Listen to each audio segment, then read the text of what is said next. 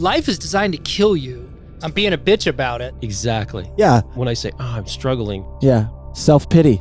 A man trying to alpha up and level up.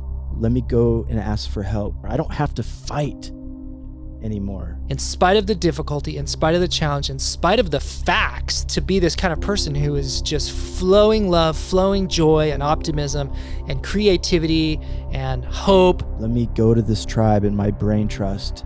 I had a man in my life, and he brought me back to the day when I was 100% grateful. I can take an honest self-assessment based on where I want to be and the man that I want to be and how I want to show up in the people's lives that I love.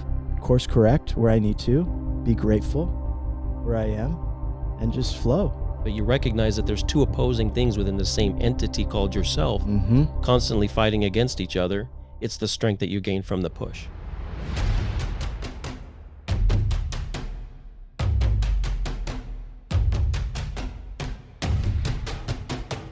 If you're a man that controls his own destiny, a man that is always in the pursuit of being better, you are in the right place. You are responsible. You are strong. You are a leader. You are a force for good. Gentlemen, you are the Alpha, and this is the Alpha Quorum. Welcome back to the Alpha Quorum Show. Brad Singletary here. You guys, this is going to be an exciting episode. We got the dream team up in here. These are some of my favorite guys on this planet. On my right, I have Taco Mike. Welcome back, brother. What's up, everybody? Hello, Brad. We also have Jimmy Durbin, who's the episode that Mike, and I did is the most downloaded episode ever. That one was a shit sandwich. That's where we talk about our separations and how we brought our marriages back to life. One of our best ever. And also Mike Olsen. Welcome back, Mike. Thank you guys for allowing me to come in here. This has been fun. Mike's the good looking one in the room, mostly because of his grooming. He's got nice haircut and stuff. Everybody else, He's the only one who tries. Yeah, we're all a little scraggly over here. Our topic tonight is endurance. We've been doing this series on the Red 9, and right now we're on endurance. And this is about the alpha who patiently pursues what he wants. He patiently perseveres with fortitude and grit. He seeks and accepts support, and he knows his limitations and quits only when he must. Great stuff, you guys. I'm really impressed with our conversation here so far. We're going to break into the next part of this, which has to do with patiently pursuing the things that you want, being persevering and continuing to push forward. You've made adjustments. You've had a written goal. You've got the mindset that you can do this thing or that you can accept difficulty. Talk about patience and just the continuing chase of the thing that you believe is worthwhile. This is the hardest one for me. Even after I reach my goal, I still have the temptation of thinking, oh man, am I going the right direction? And it seems like my most recent, what I would call my written down success has happened. I'm thinking that it's been a year, and I have to go back to that written thing, and I'm like, oh crap, it was like September 13th. It's 4 months ago that I accomplished that. And even at 54, I still have such a difficult time being patient, letting the process work, and it's a struggle for me because I want, even if it's the positive thing, I want it to happen overnight. It's just, and then not being nervous about what's next, in my own personal goal, and just sitting and kind of enjoying the moment. I really struggle still. You guys, fortitude, grit, patience. I watched just the other night this documentary about Indiana State Prison. Popped up on YouTube. It seemed weird, and I clicked it, and it was... You like weird stuff. I love the weird stuff. It was a documentary. A guy from England came to the Indiana State Penitentiary, where I don't know why, but he picked Indiana, and there was like their death row, and he went and interviewed and talked to all these dudes on death row, and it was mind blowing. And the most fascinating character out of this was this one dude who is not on death row, but is serving life for something he did and totally admits and totally owns. And he lives... He is living the rest of his life. I do know he was 13 years old. He was 13 years old and he murdered a guy. It was this crazy situation, not worth going into now. But he went into prison at 15, and he's now like 40. And so the reason that the guy interviewed him in the first place, he wasn't there to interview that guy. He was interviewed to doing the death row guys. But this guy caught his attention because that dude was throwing off the love and the energy and the optimism of a dude who is living every freaking day the best he possibly can. And so the guy who was doing the documentary went and like, I want to meet you and talk to you. And then part of the documentary sort of turned and paid attention to this dude. And this dude occupied his mind. He engaged in like every single thing that was allowed. Like he served, he cared about people, he loved people, he involved himself, he wrote letters, he tried to advocate for, people outside of the prison where maybe his experience could, like a letter to a guy could like maybe help him. The guy was so outwardly focused and his mind was so expansive that he talked about like, these aren't walls. Yeah, it's all everything around me is concrete, but this is not my life. My life is here. And he touched his head and he said, my life is, I live the life outside. I see the sun come up and down. I hear birds. He was so focused on the things that had energy that could feed him rather than energy that could like make him angry. And everyone, in the prison is like mad and angry and they're full of hate, but not this guy. And it was amazing. So hell, I don't know if that even had anything to do with what you were asking, but yeah, it does. But I remember what your question was. It was like, how do you just endure the daily grind where here's a dude? Oh, you could take Viktor Frankl too, his story as a concentration camp survivor and then living in a concentration camp. The life is designed to kill you, and so there is misery. At every turn, at every moment, there is misery. And it is like this dude in prison and Viktor Frankl and anyone else who's choosing to live with hope and optimism and looking for the next sunrise, that is like a conscious decision that has to be made. And it could be written down. A man trying to alpha up and level up could write down words in his own voice that say something to the effect of, in spite of the difficulty, in spite of the challenge, in spite of the facts are often super shitty. The dude is in prison for life. On paper, that is shitty. And yet he chooses, in spite of that, to be this kind of person who is just flowing love, flowing joy and optimism and creativity and hope.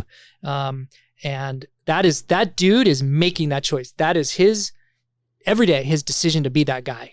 Was there in this penitentiary story, was there a particular moment or was there a catalyst moment that they described, or did it just somehow he just made this decision? Did it describe that? Yeah, he talked about that. And I think I probably am a little off here, but I think he just sort of, he was the angry guy for a couple of years. He was the resentful guy, punching the wall, like he was that guy. And then I think he just sort of realized like, that's death. If I continue to be that guy, I'll probably get murdered in here. And maybe God, and he brings God into this. And he says, maybe I'm here for a purpose. Maybe I'm here for a reason. Like my life was going in one way and then I did a thing and now it's this way. But how come I can't choose to have God influence through me here? Like, here's where I am. I already wasted one life. It landed me in prison. Now, like, I'm going to waste the second life? No, I'm going to stop that. And I'm going to change my attitude and change my thinking. So yeah, it was an evolutionary process for him. Okay. It seems like he really found some meaning in that experience. That's one of the things that Viktor Frankl talked about, that despair does not come because of suffering. Despair comes from suffering without meaning. And so if you are suffering, if there's some difficulty, something you have to endure, just be patient with, find some meaning in it. And I love how you talk about to be externally focused, Mike, that he has this life in his head, but he's looking at other people that he can serve and help, and he's finding connections, and he's writing to people. And here, let me tell you something of my experience. That's pretty cool. Fortitude, grit, patience. Jimmy. So what I hear is gratitude and being aware of resentment. I often think I had an experience where I came back from where I got sober, got back into the hotel business, was working at the Monte Carlo, and was 100% grateful to be employed, to have a job, to be back in Vegas, closer to my boys. And I slowly watched myself over a year slip off of 100% gratitude. And I thought that I should have this title. I thought that I should be making this amount of money. I should have this promotion or that accolade. And I was becoming resentful. And I had a man in my life who sat me down, and I was willing to listen. And he brought me back to the day when I was 100% grateful for that job. And I walked through a process of learning how to walk myself back into gratitude. And I think that process is a golden ticket. Because if I can take myself in any situation and remember a time where I was 100% grateful for whatever that was, it's Jim, it's my natural man, it's my ego, it's my psyche that slowly sucked me away from that because of those things I just mentioned. So to realize that, and then to be able to walk myself back into, then there is meaning in the suffering.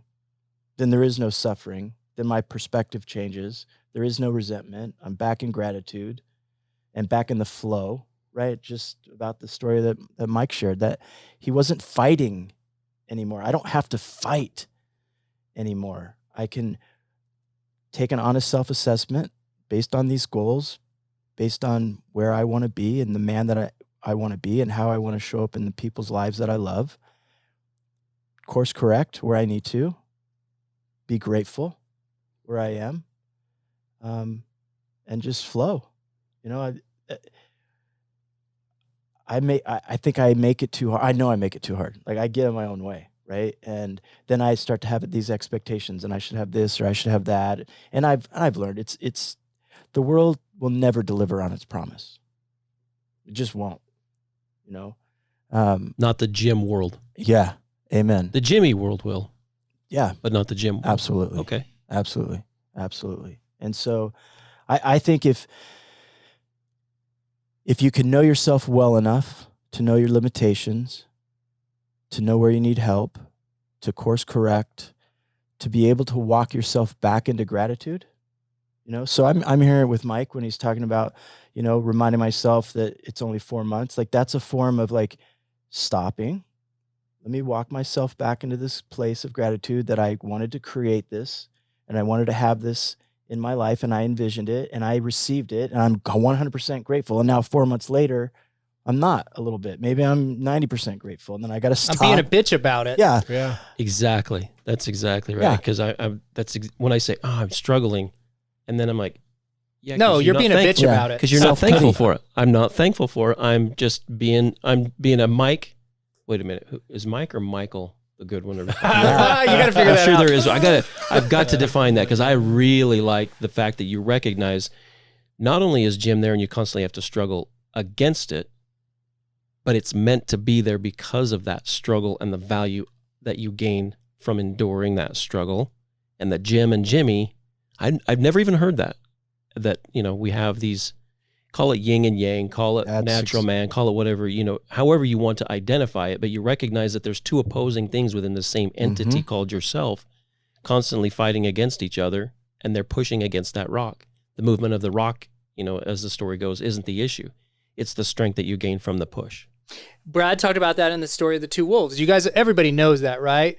Really quick in a nutshell, there's this little boy who goes to his Navajo grandfather and he says, "Grandfather, inside of me there are two wolves that rage against each other. One wolf wants to tear and destroy and devour, and the other one wants to build and love and nurture. Grandpa, sometimes I worry which wolf will win." And Grandpa says, "The one you feed." So all of us have those two wolves. Jim and Jimmy. Jimmy has decided that he's just going to confront the dark wolf and just give it a name. Like, that's genius. That is a power move.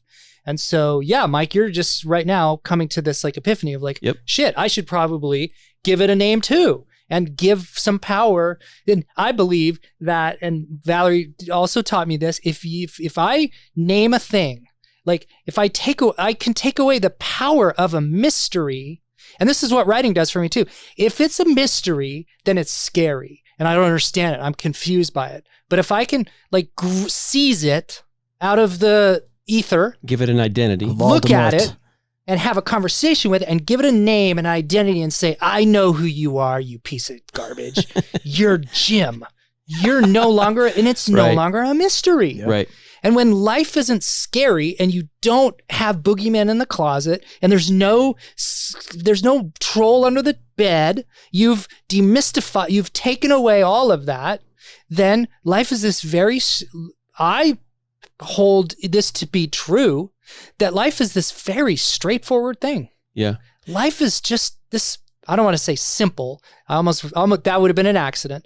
But life is this very straightforward thing that I can just apply a set of formulas and I can just apply some sound decision making to it and just move through it. It's just an exercise. I have a question for you, Jimmy. I have a question for Jimmy. One of us will answer. Jim isn't meant to be killed. Jim isn't meant to be done away with.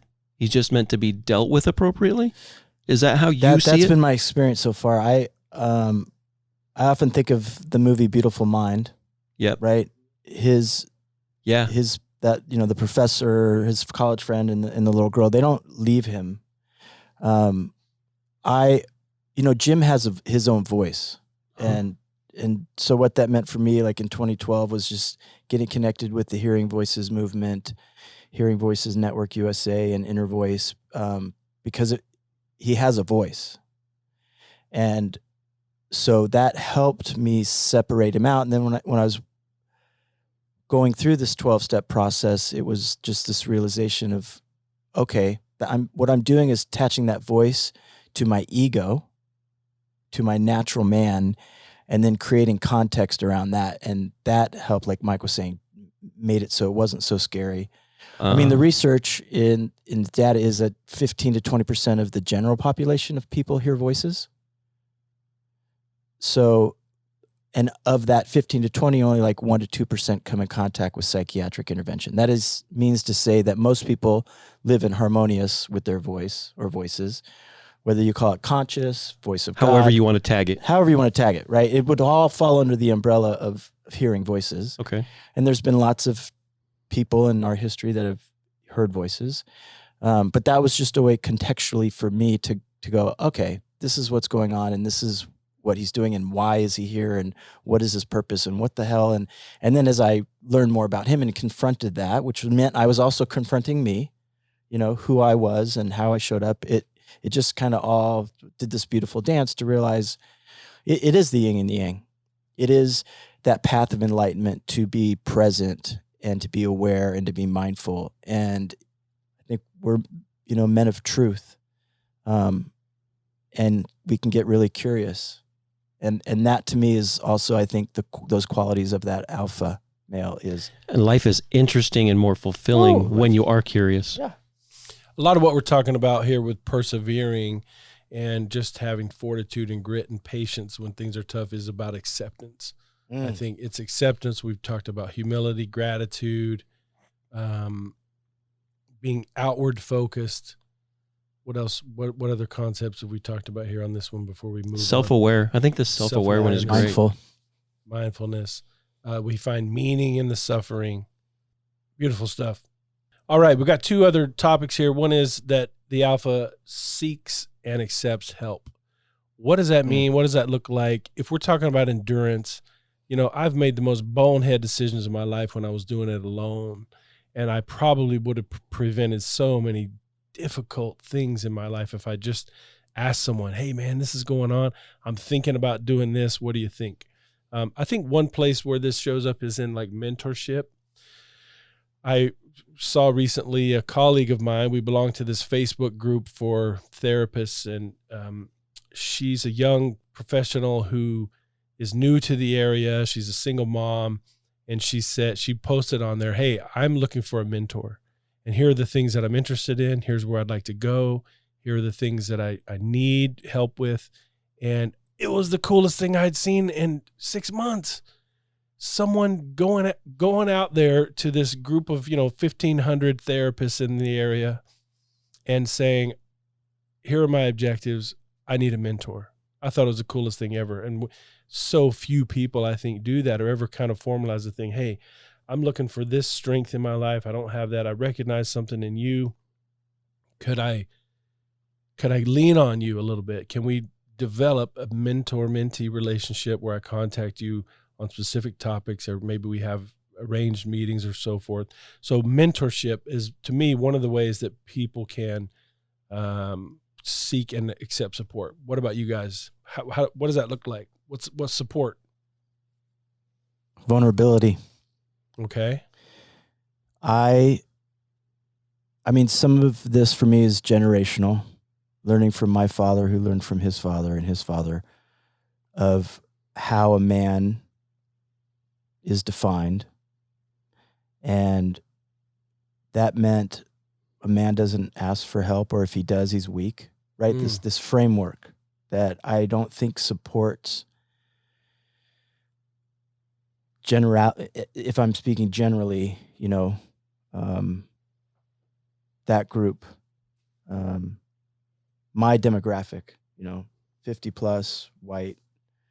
And so I got myself into a construct where if I asked for help, that I had a problem with my mental health, with drugs, with alcohol, with pornography, and an eating disorder, then that also meant I had to admit I was wrong, bad, broken, I lacked moral fortitude, and I was weak.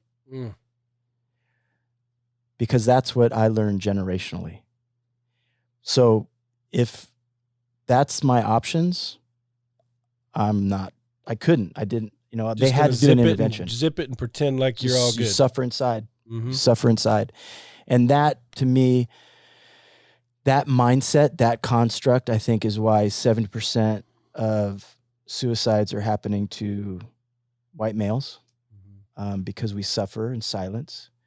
I had to learn to unwind that asking for help didn't mean I was judging you or me, and that a man who can ask for help is a man who's done some work, who knows his limitations, and when he can actually ask for help, that's a man who's done a lot of work. You talk about being naked, kind of showing up naked, expose yourself, vulnerability. Like, I want you to see this thing. Come look at my mess. Help me out with my mess. I'm in a mess. Can you show me something, tell me something, help me with it? It sounds like a more healthy way, because sometimes there can be that border of that person who's always in a mess. They're never out of a mess, and they're always looking to someone else to get that, to do the work for them. Whereas it's different than what you're talking about, Jimmy, as from what I see. And it also, when you say that, I think how much power, and I'm going to describe love, that gives to another person that you ask.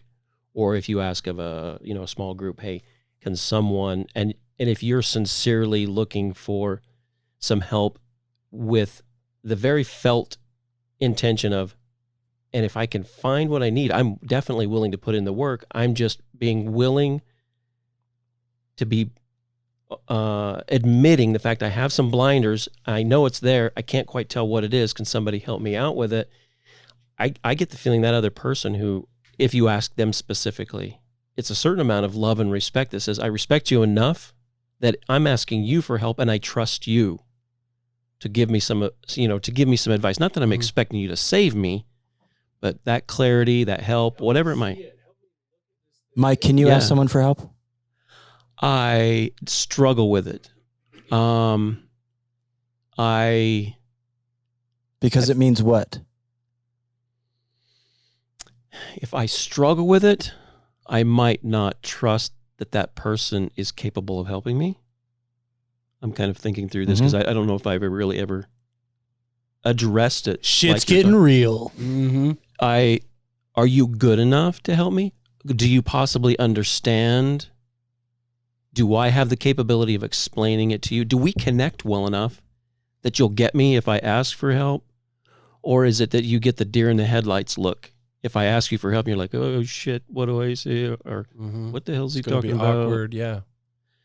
So I think that I would have to, and that's why these kind of groups are fun, and that's why you guys specifically are, for me, enjoyable and helpful to listen to bounce things off, because I would have faith and trust in any three of you, and this goes way back. I mean, I remember listening to you, Jimmy, and your whole crew inside your head when this was at single conferences that I was kind of in charge of, and you would speak, and I remember you from that because you have knowledge and experience in something that I might be feeling or going through, and not only that, but you could tactfully tell me where, yeah, you get your shit wrong here, or no, you're not as bad as you might think you are. You have the ability to help me kind of clarify where I might be off my rocker, or help me clarify,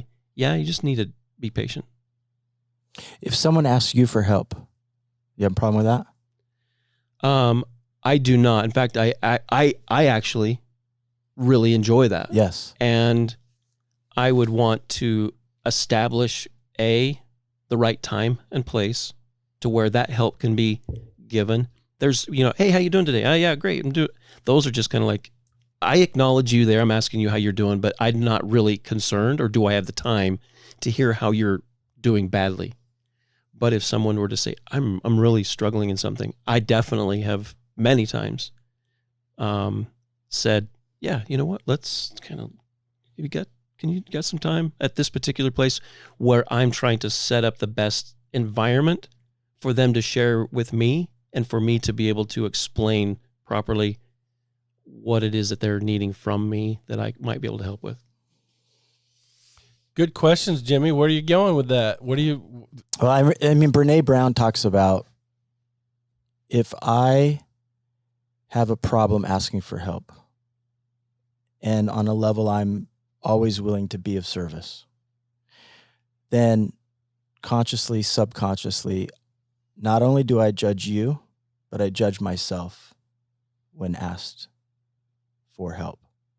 And I mean, I think of everything that you just said, right? The mind and where you went and the qualifications, that's heavy. That's a lot of work. And I think in a healthy dynamic relationship, I can ask you for help. And if you can, I know you will. And if you can't, I'm okay that you can't. And if you ask me for help, you know that I can, I will. And if I can't, like, that's okay too. So it's just this simple exchange. Hey, Mike, can you help me? And if you say no, like, that's okay. Like, I know you, like, I know, and that's okay. And then it's, do you mean no, I can't help you? No, I'm not willing to, Yeah. or no, I don't think, oh, okay. yeah. I don't know that I would be unwilling to, unless I see that I engage in that and it becomes very clear you're asking for help, but you really don't want to, not that you have to listen, but not only do you not listen, you keep coming back to me with the same question, the same desire for help for the same issue over and over and over. Then I'm like, okay, you really don't want help. You just want someone to suffer with you and still not do anything about it. You have no intention, versus, Brad and I have been through the things that he's been through for the last 30 years. And he could still, ask me today, hey, do you know, can you help me here? And see, you would help me, but I don't know that you would ever come to me and say, man, things are such a mess. I have no idea what I'm going to do. It's kind of, and I'm not picking on you. I think this is it's funny that this has come out here today, but hyper-independence is probably, that may come out of trauma. Hyper-independence is a killer. And, this term about toxic masculinity and stuff like that, I kind of hate the term, and there's all these feelings about it. I believe it exists, but I think that may be one of those things is hyper-independence. No, I got it, man. I'm okay. I don't need to say anything. I don't need to tell you, because I've known you for this long, and I've known you've gone through some like divorces and so forth, but I don't really know what your day-to-day struggles are, or it's privacy, and I don't want to invade any of that stuff, but I think a lot of men are like that, where they just I'll tell you what it is on the personal level on this. Because when I kind of got reacquainted with you, when we got together and I knew you and your wife and your two new little ones, I do kind of want to come to you, but I'm like, holy shit, he's got his hands. You got your hands, man. What do you mean? I would give you any time. And I think that I need to change that, because I'm looking at your life going, hell, the last thing he needs is one more person asking him. Is that because you don't think you're worth it? No, I think it's because I don't want to inconvenience him, and I'm you're an inconvenience. That my particular issue, he's got his hands full enough. No, I'm recognizing. You hear the self-judgment in that, yeah? Yes. Okay. Yes, and I can say that, knowing that's my actual thought, but knowing that he probably, you probably would. I know you're robbing me, man. You're robbing me. Exactly, and I'm recognizing that right now. I'm taking away from you an opportunity to have some joy. Yeah, that brings, what is it? Is it oxytocin, kind of the love hormone and all that? Yeah, the attachment, bonding. So when I give something to you, the same way when you serve, that reduces all the cortisol and all that stuff that brings you stress and kills all your organs and all that stuff. And so if I'm helping you, it's actually healing me. So yeah. Man, I'm gonna bug you about it now. What's going on, dude? Tell me. I got nothing but time. Yeah. And I need to. And there are times when I will reach out to people because I want to be of a help to them. But I do need to and I have kind of to Mike, this on a Saturday morning, 6:30, 7 o'clock, I'm thinking, shit, I want to talk to Mike. And I text him and I'm like, I'm on my way to California to collect a dead mother's furniture and clothing. Like, it should be what I want to do. It's like the last thing on earth I want to do. I'm like, I'm going to go get some stinky furniture and some stuff. And I love my mother-in-law. She was a great lady. I'm like, I need to talk to Mike. But I didn't exactly say that. And I probably should have. Because I know Brad's not awake at 7 o'clock in the morning. Come on, what are you trying to say? But Mike might be. Because you're a different... I'm at 1 a.m. If you need me at 1 a.m., I'm the guy. I'll be here. Exactly. I'm awake. Who else is awake? Brad ain't. Mike might be. See, this right here, you guys, I mean, we kind of know each other in some closer and some looser relationships, but this, right, what just happened is an example of why you need the tribe that Jimmy talked about, why you need friends and mentors and people that can be that for you, because we just kind of worked out a little problem for the good man Mike Olsen here. Yeah. A little role play situation right here live. Mike, Mikey, and Michael. Now I just need to I need to understand which one's the dick and which one's the nice guy. Oh, I'm sure there's there's also overachiever. There's a Miguelito. Miguel. That's the little Spanish Mike. that one I've been already told, and I understand that's not exactly a compliment. I thought it was kind of cute when some of my employees say, Miguelito. That's kind of like, you little piece of white guy. So there's Mike, Mikey, Miguelito. I'm sure there's two more. There's way too much going on at 3 o'clock in the morning that makes me think of those strange YouTube videos of Indiana prison weirdos that I'm like tapping into going, I wonder. And now it's more like work stuff, like, okay, I need to get a conveyor belt to move this kind of material at this rate and 200,000 packages that need to go out this month, and all that kind of stuff that I just kind of need to slow down. And if I focus on someone else, I can probably figure out my own stuff easier. I belong to a group that really preaches self-reliance, and I think men take that so far, and I think we should be self-reliant when it comes to our food and shelter and our the things that we need to survive and that kind of thing. But man, when it comes to emotional health and so many other things, bigger things, to be self-reliant means to rely on others. I think that's one of our messages in this whole Alpha Quorum thing. If you want to be strong, you got to do it with other people. So thoughts, Taco Mike, on the need to seek and accept support? Yes. So my narcissism keeps me, so I'm a people pleaser. I'm a narcissistic people pleaser. And I'm super willing to help because I'll get a cookie. I'll get a pat on the back. I will have people. So I belong to a church that is that is very counterproductive to my own narcissism and my own people pleasing. It's just set up systematically. It's just set up and structured in such a way. And this is not just my church. I believe that. The culture part. I believe that we are saturated. I believe that I am saturated in unhealthy institutions on every level. I'm in an unhealthy family. I go to an unhealthy church. I pay taxes to an unhealthy government. Everything that humans touch, rule, and control is polluted and corrupted and full of just nonsense that I will use. I will tap in, and I have these heat-seeking missiles. Like I will go and find the broken DNA in a system, and I will extract from it ways that I can like manipulate it to my own self-interest. And I belong to a church that's no better or worse than any other. They're all effed up. Mine is effed up in its own particular ways. And I extract from it things that serve me.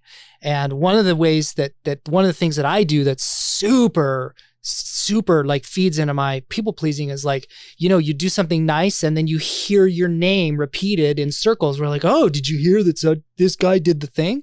I feed off that. And nobody ever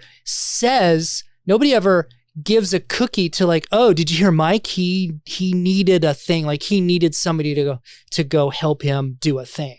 Like that doesn't get talked about, and it doesn't feed my ego in the same way that when I pump self-serving energy into a system, I get the cookie, I get a gold star. But like if I go to the system and say like I need help here, like that, I don't get a reward ever. It's looked down upon. Yes, and in fact, it can be looked down upon. Wow, Mike's kind of weak. Like I didn't know he was this guy, this broken guy. Right. And so it doesn't. So I'm in institutions. I'm in family institutions. All of the ways that I like am surrounded by other people, there is disease, dis-ease, there is brokenness. And my problem is that I game every system I'm a part of.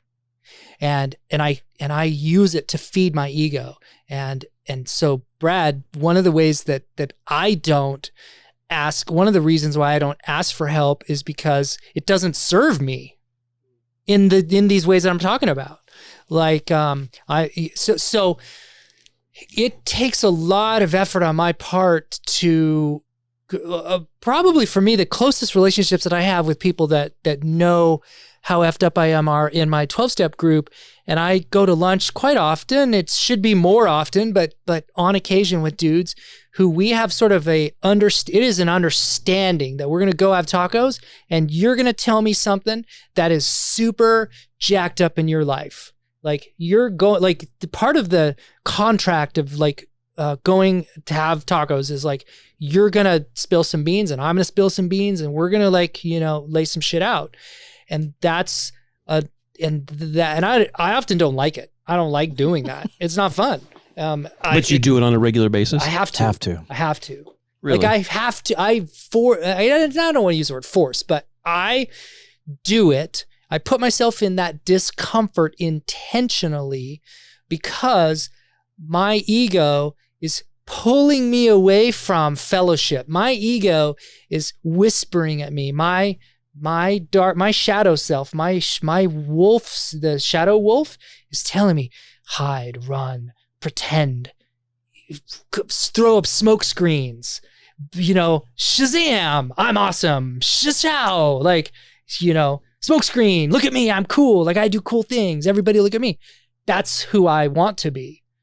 But I have to intentionally force myself through that and out of that and then go sit with dude and like tell him what an F up I am. And going to 12-step meetings is essential for my mental health, because I just sit in a room of anonymous people and I say, I'm a piece of shit, and these are some of the ways I am. And there's this beauty, and like no one, in fact, most of the time heads nod, and it's not like, yeah, you are a piece of shit. It's like, oh, I dude, understand. like me too, bro. Like I got you. Yep. In fact, yeah, we don't cross talk. This wouldn't happen, but somebody would be like, yeah, I'm going to like, that's a shitty story. You're a real piece of garbage. Let me one up you on that Right. one.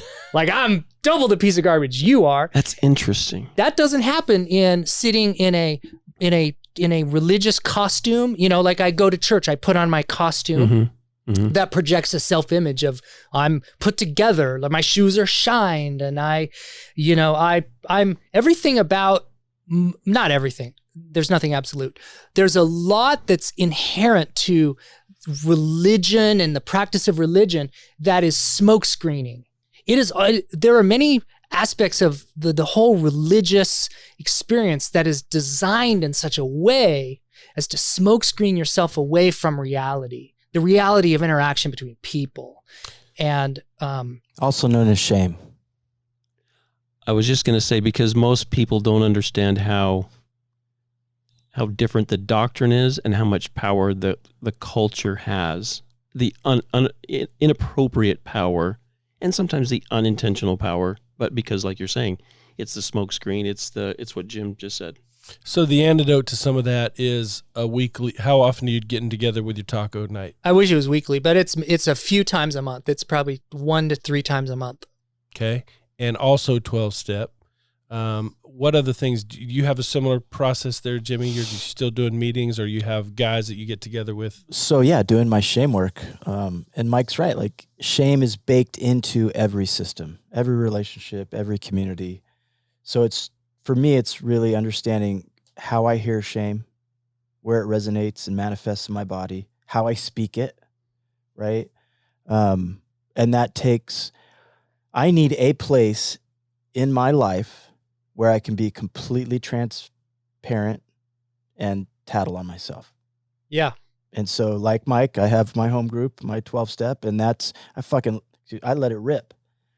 I let it rip because I don't want to carry it around. I don't want to give Jim fodder. I need to, and it helps me be vulnerable, right? The vulnerability. What underpins courage is vulnerability. So if you've ever seen or watched someone and said to yourself, that's very courageous, what that man just shared or what that person just shared, wow, that took a lot of guts. What's underneath that is the vulnerability. And I learned that's what I wanted. I wanted to be vulnerable. Because it was in me. I've got my mother's heart and her caring spirit, and I wanted to feed that. I wanted to open it up, and I let it rip. And I put it on Facebook, and I said, here's what I am, here's what I've done, and it was intoxicating. And when I sit with people, another human being, and I have honest, vulnerable, connected, intimate communication, it's intoxicating. I'm connected to God. I'm connected to love. And if I could choose that versus the other, of course, sign me up. I don't know if it's still there because I haven't visited in a while, but Jimmy had on his LinkedIn. I still do. Almost like his job description was like alcoholic, ex-drug addict, like in recovery It's for awesome. this and this and this. It was the most baddest ass thing I've ever That's seen awesome. because, of course, people need to know that. And that, to me, And there's no shame. that made me like you a whole lot more, Right. just because even if I wasn't dealing with that, just like this dude is so real. He will tell on himself in a minute. And Relatable. Yeah, I find that Thank you, Mike. for myself, I've had shameful things that I've done and been through, and the more I tell about it, it's just the funniest thing. The more I tell about it, the further I get from those things, And the more respect, it's the most paradoxical thing. It's backwards, isn't it? It is so weird that It's you counterintuitive. Think you believe that you're going to be abandoned and looked down on, and you'll have this sense of isolation when really the isolation comes from the concealment. And anyway, so I wanted to continue and finish off our conversation here with a very ironic part of a discussion on endurance, which has to do with quitting. Sometimes you have to quit. Sometimes you have to end the exploration. Sometimes you have to end the thing that you're pursuing. You have to end the relationship, the job. Let's talk about that, because sometimes we can go too far. We can take it too far. Sometimes we can put ourselves in a difficult, dangerous situation because of this hard-headedness maybe. And sometimes we got to hang it up and say, not for me, not anymore. This is enough. We have to recognize the limitation and quit sometimes when we must. What does that mean for you guys, and how has that looked in your lives? Can I? I'll jump in here. So Ernest Shackleton is a massive hero of mine. Ernest Shackleton, please look him up. Watch. I would recommend, if you've never heard of Ernest Shackleton, Google or not Google, but go to YouTube and just like type in leadership lessons Ernest Shackleton. There's really, really good short videos where a lot of really good instruction is given about like who this guy is and some of the lessons you can glean from him. But if you know about Ernest Shackleton, you know that he is a failure. He failed to achieve everything he set out to do.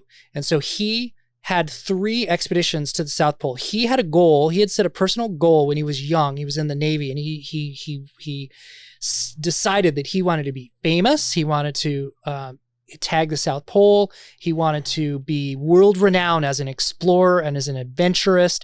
And back in the day, like in the 1800s, the era of exploration, the early 1900s, you could become the most famous person in the world if you did this like really cool thing of discovery. And he just was captivated by people that were doing that. And he decided, like, I want to be one of those guys. And my claim is going to be the South Pole. And 3 times he tried to tag the South Pole and failed 3 times. He's most known for his 3rd attempt, where his ship sank, and 27 other sailors, they spent like 21 months on the ice in these horrible, they should have died thousands of times. He had to sail like 1,000 miles from Elephant Island to the tip of South America to get help. They landed on the wrong side of where they needed to be. They hiked 21 miles. Like, it is just mind-blowing what this guy had to endure. Here's what I was going to say that is the most amazing thing about him and his story and his history is he, on his expedition number 2, trying to be the first guy to tag the South Pole, he gave up. He called it quits. He turned around and in defeat abandoned the mission, because it became apparent to him that because of weather and dwindling resources and his men failing and like frostbite and all these things, he decided that he would call it quits and turn around. And he was only like 18 miles. The number was like super small. He knew where he was, and he knew how close he was. But he also knew that if he kept going, everybody would die. And even though his ego and his goal and his desire, like everything in him was screaming like, just fuck it, just go. Like, you're so close. Just do the thing. Like, this is what you've prepared. You've been thinking about this your whole life. Carry on, endure. And he came to his senses and realized, like, I need to call this off. And I need to save the lives of me and everyone here. And he returned. And that's something he's lesser known for, that expedition where he called it off. And I have one other thing, and I'll finish with this. When my life blew up and I was in the midst of some massively excruciating therapy with my shrink at the time, and was facing these realities were like, I knew that I had destroyed my life. But then the depth of that was sort of becoming more, and as I was like passing through the truths of that, it just was such a huge, my brain would, sometimes it just felt like my brain was exploding. Like brain cells were popping inside of my head. And I was leaving one session where like I could barely see. I couldn't even focus. Like my vision was I was experiencing this physical pain that was happening through my brain because of the difficult like work we were doing. So much so that like around the corner and a couple streets over, like I had to pull the car. It was at night. I saw this little side street and I had to pull into this side street and stop because I could not focus on driving. I was worried like I'm going to hit something. So I pull in, I stop, and I put the car in park, and I'm just sitting there, and my head's on the steering wheel, and I'm just, I can feel brain cells popping. I know that's not what it was, but it felt like that. Like Rice Krispies popping in my brain. And headlights are on, I'm just sitting there, and I'm sitting there for, I don't know, minutes and minutes and minutes. And I sort of am gathering myself, and I'm sort of like I'm breathing deep. She had actually taught me like, okay, if this happens, you need to breathe deep. And I'm doing that. And I'm starting to kind of like pass through this a little bit. And then I kind of get my wits about me, and I'm going to sit up. Like I'm not going to be slouched over. I'm going to sit up, and I do. And I realize I pulled onto a street that is blocked. It's under construction. It's all torn up. And I am parked dead nuts 5 feet away from this big construction sign. And it said something to the effect of road closed, seek alternate route. And it just became apparent to me that that's my life. The old life that I was on is closed. It is torn up for renovation, and seek an alternate route. And that was what I was doing. I was closing off a road, tearing it up, and I was actively in the journey of seeking an alternate route.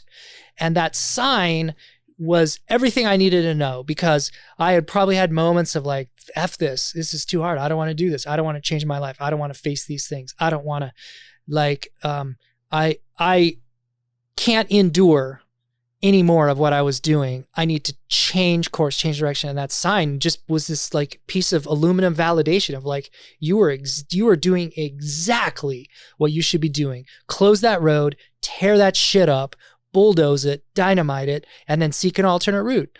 And so yes, we're talking about endurance and like staying the course and, buckle down and hammer down and do the thing. And that is absolutely a part of the concept of endurance. But what is equally important is sometimes you have to raise the white flag. You have to turn your expedition around. You're not going to make your goal. You have to, to save your life, to save the lives of others, you have to like seek an alternate route or cancel it. And that I think happens with a lot of deliberation, and it should be a decision that maybe you make with other people. I know that at the time when I was rebuilding my life, I had other people looking at me saying, yes, like you should shut your shit down. Like what you were doing and how you're doing it, like close that down. And so it wasn't just a unilateral decision. It wasn't just me quitting a thing or changing a thing. Other people were helping me to make that decision. So I think the punchline is, man up, nut up, face it. Sometimes you're on, like I was on the wrong road. I was on the wrong course, and I just needed to like call it quits and do something different. So to me, that's as much of a part of endurance as staying the course. It's this weird balance. It's you can't come to that decision lightly, but sometimes you have to come to the decision to call it off. In that story of Shackleton, was Endurance the name of his ship? The name of his ship was He Endurance. named the ship the Endurance. Wow, that's kind of cool. How about you two? And it cracked up and sank. After they all made it and stayed alive. During right? the experience, the ship Endurance broke up and sank to the bottom of the Wardle Sea. Wow. How about you two? Stories of quitting when you needed to quit. You knew your limitation. You knew that this endeavor, this pursuit was no longer worth it, and you had to hang it up. I can think of 3 really quick ones that are kind of all associated with family members. My first marriage was 15 years and I had 4 sons.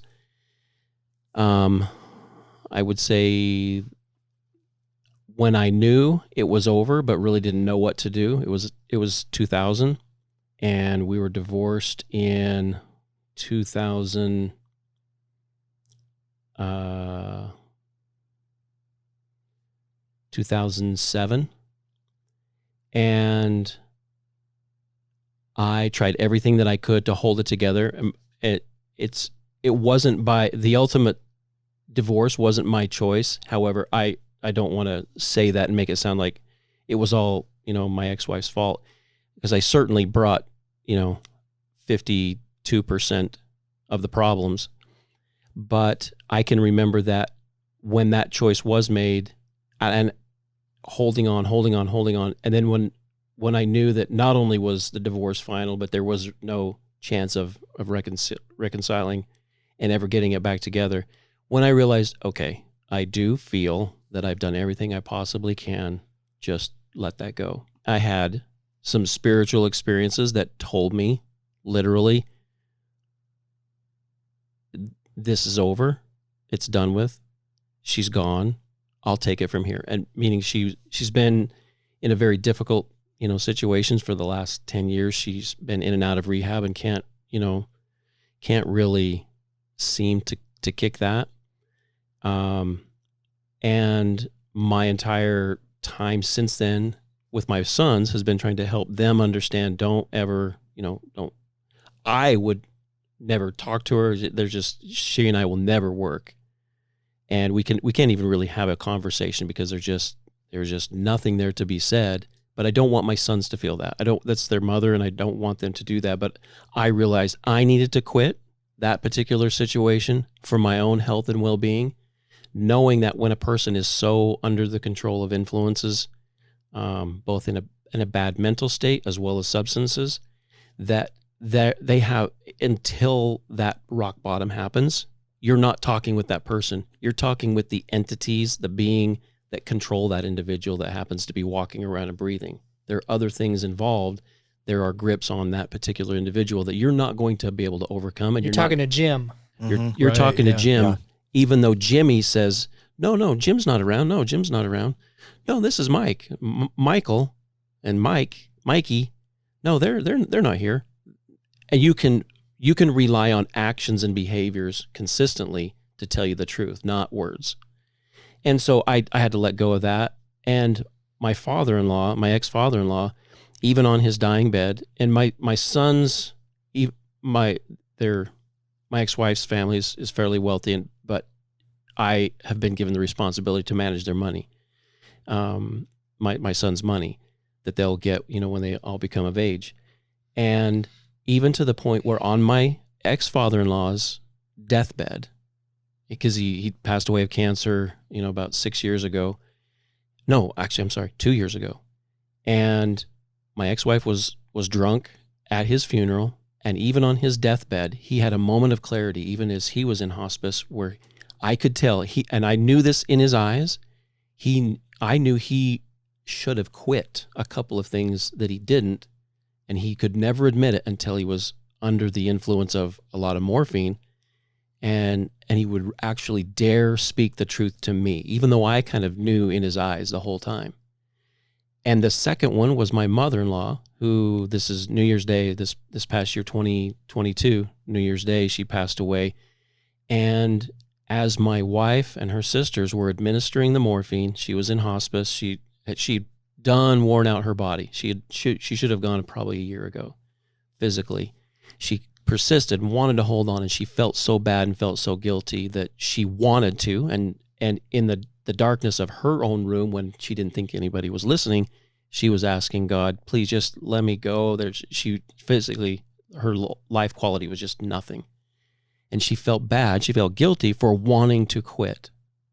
And it's difficult to watch someone go through that, so I can certainly understand. And yet you have some people who just can't quit what's in their own best interest to quit. And I think we've all been through some of those things, and sometimes we can do them. Sometimes we can overcome them, and it's okay to quit. I think no matter what happens, even if we don't quit, I think there's a value in doing that if we can somehow realize that.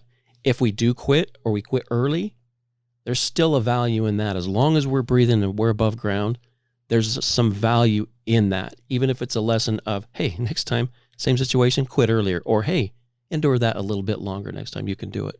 I think there's value in both. How about you, Jimmy? Yeah, I mean, I appreciate what both Mikes have said.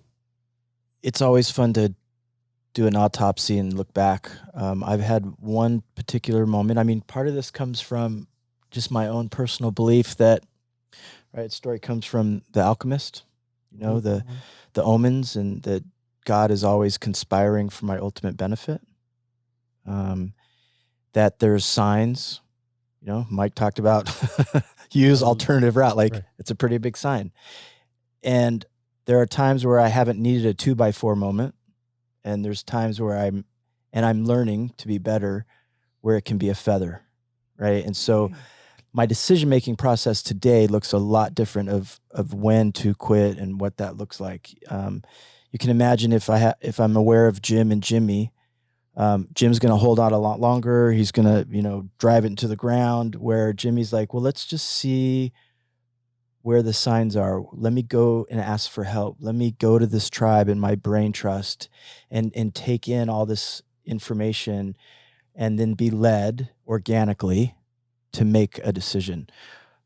But before I got there, I was, as I mentioned earlier, got back into the hotel business, was doing that wasn't as,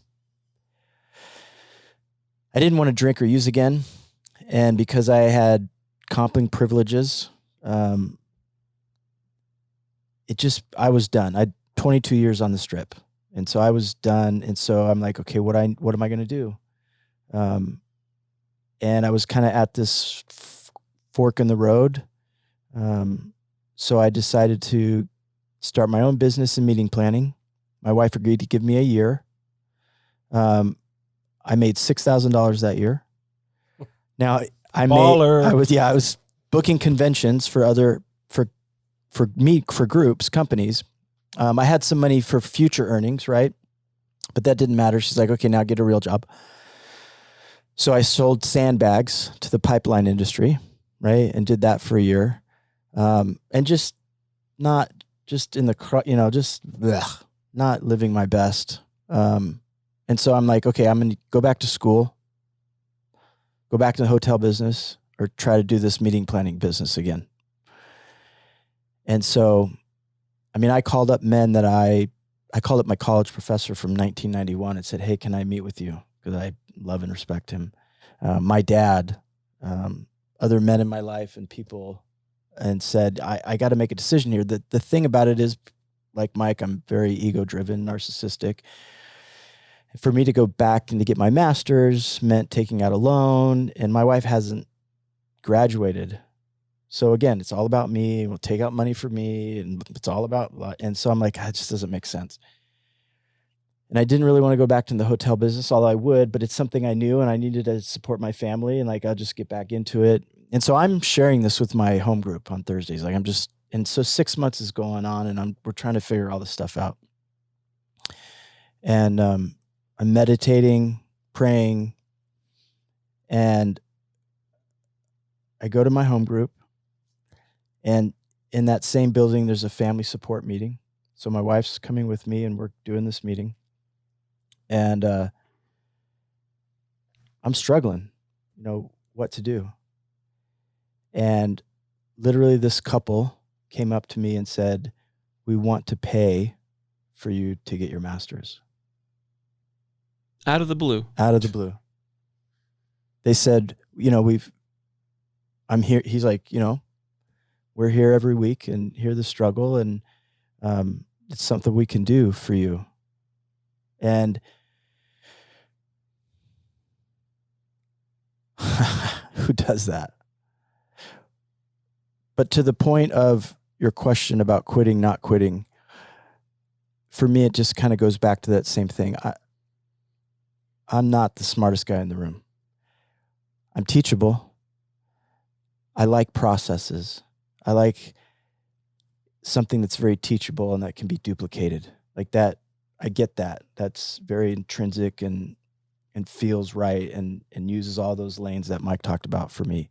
And so, but I had a process, and I was living a way. I had a way of living that allowed me to uncover, to discover, to sit and meditate in it and marinate in it, then to ultimately kind of make that and let God, universe, karma, the omens serve, rather than Jim will frickin' drive it into the ground. Jim, it's all ego. It's all me. It's all that macho, narcissistic. I don't care who I hurt.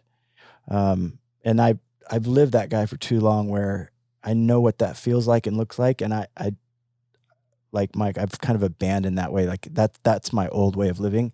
And so I'm up to this new way, but it's guided by these principles, this new way of thinking, to change my behavior, to have a process, to decide when it is time to quit.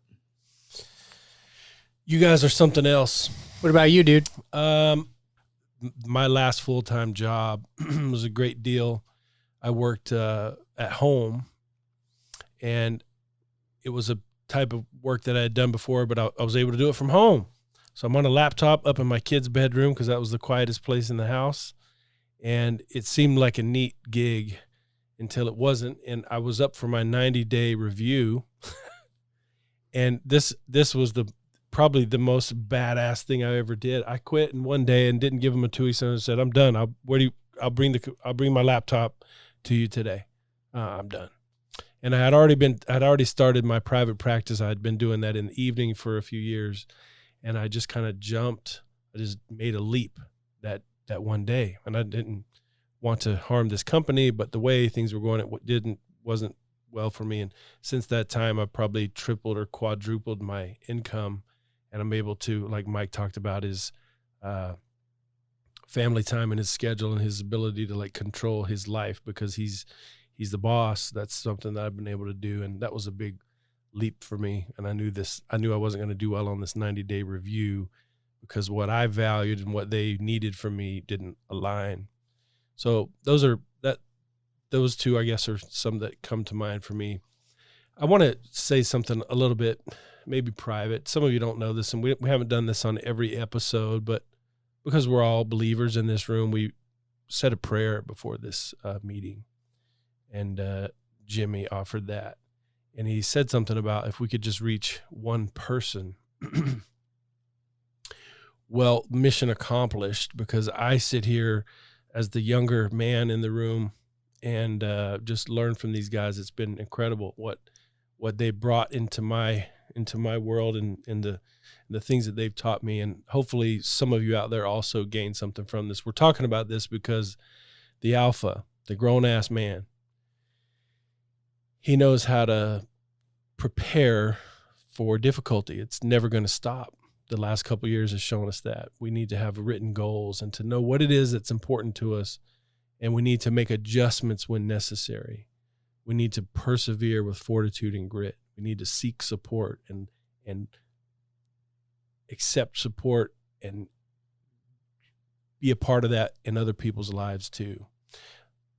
And sometimes in certain situations, when it's too difficult, too dangerous, when the risk is too high, we may need to stop. May need to stop the journey, stop the expedition, and turn around and go back to when we knew we weren't lost. And we've all kind of talked about some examples of doing that. Appreciate you being a part of what we're doing here, you guys. There's cool things coming up. We're gonna be formalizing some stuff here very soon about some mentorship type groups and things that we're gonna put together, and we'll announce that on the website and on the social media. Thank you all for being here, Mike, Jimmy, Durbin, Taco Mike. You guys, seriously, my favorite three men. So I appreciate you being here. You shared Thank you, a lot Brad. with me. Yeah, thank you, Brad. Thanks, Brad. Take care. We'll see you all soon. No excuses. Alpha up. Alpha freaking up. Gentlemen, you are the Alpha, and this is the Alpha Quorum.